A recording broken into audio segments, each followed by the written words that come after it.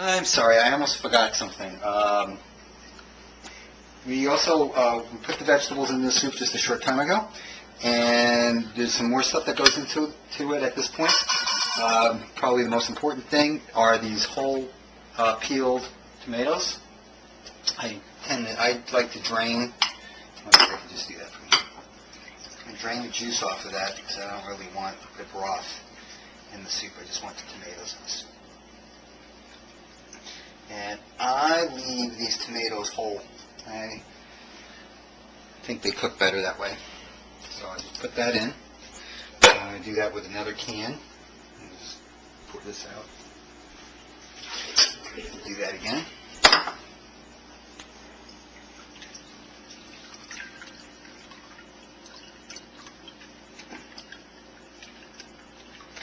Okay.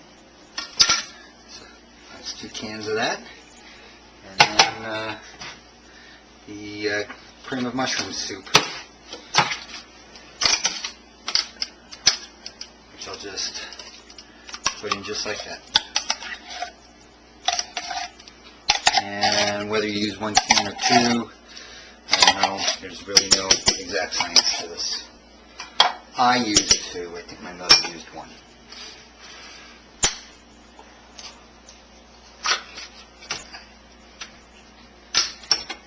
And that's it.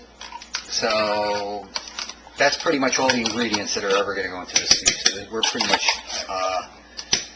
other than waiting for this to get back to a boil and then simmer for about almost an hour, we are good to go here.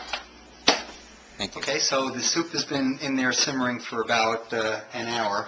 In the meantime, if you remember this high-tech contraption here, putting the dough on top of the DirecTV receiver, and as you can see, it is significantly increased in volume, which is good. So this is the first rising of the dough, and what I'm going to do is beat this down, and we'll put it back there and do that one more time. So that's what I'm going to do next. Okay, so all we're going to do here is we're going to take the dough. We don't even have to take this out of the bag so much, but I'll do that just to show you. And I'm going to take the dough, and I'm basically just going to fold it around like this. Hit it a few times, kind of get it to be knocked down. I honestly can't tell you I know exactly what that does, but everybody does it, so I do it too. And I'm going to stick that back in the bag. And that bag is going to wind up back on the DirecTV receiver for probably probably until the meat mixture is done, which however long that takes. Okay, so the soup has been simmering for about almost an hour now, and if you can see, there's some stuff that's formed on the top here. I'm just going to scoop that scum, I guess it's called, off. It's not that big of a deal, but I like to do that. And so I'm just going to clean some of that off. And that's good enough. And boy, does that smell good. Don't you smell it? Okay.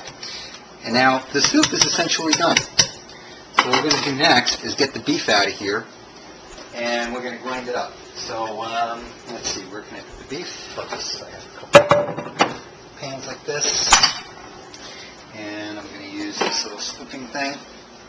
And now the decision that you have to make is how much beef you're going to use for the filling and how much beef you're going to reserve for the soup. And I can't make these decisions for you, so you'll have to figure that out by yourself. But I am going to first take out all the beef so I can see the quantity, and then make the decision from there. So, here's the beef.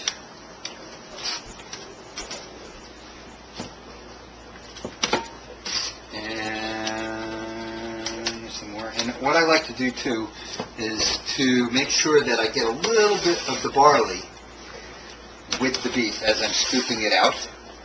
And the reason for that is the barley is really quite a bit of the best part of the flavor of this whole thing. So that's what I do. And here's another big chunk. And then that's it for now. So check back in a sec. Okay, at this point we're going to be making the filling. So the very first thing we need to do is to make rice. I probably would have started the rice just a little while ago, but I forgot about it, so we got to do it now.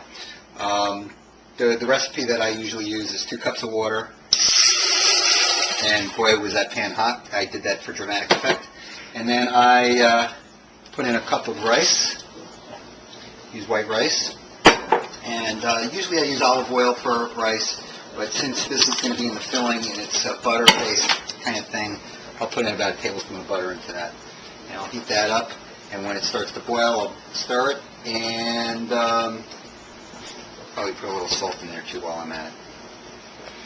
And I'll put a lid on it and cook it for about 20 minutes, and then I'll have rice, and we'll check back in when that's ready. Okay, so while we're waiting for the rice to be finished, might as well grind up the beef. So it really helps to have a contraption such as this. As you see, I've added the grinder attachment to the front of this thing. My mother used to use a hand grinder for a long time, so whatever you can use to do that. And the beef is like this. It's still a little hot. Doesn't really matter as long as it's, you don't want it to dry out, so if you're going to keep it around for a while, I would cover it.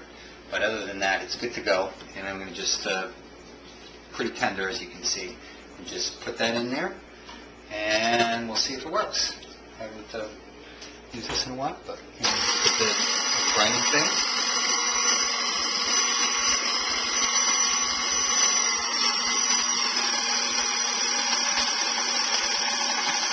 And just like that,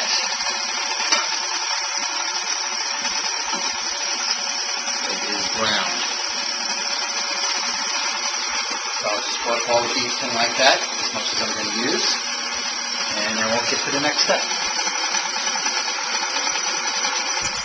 Okay, I'm going to put some of the beef back into the soup, and when I do that, I'm just going to kind of make it into smaller chunks. Like that, just so that there's some nice beef in this soup for those soup drinkers.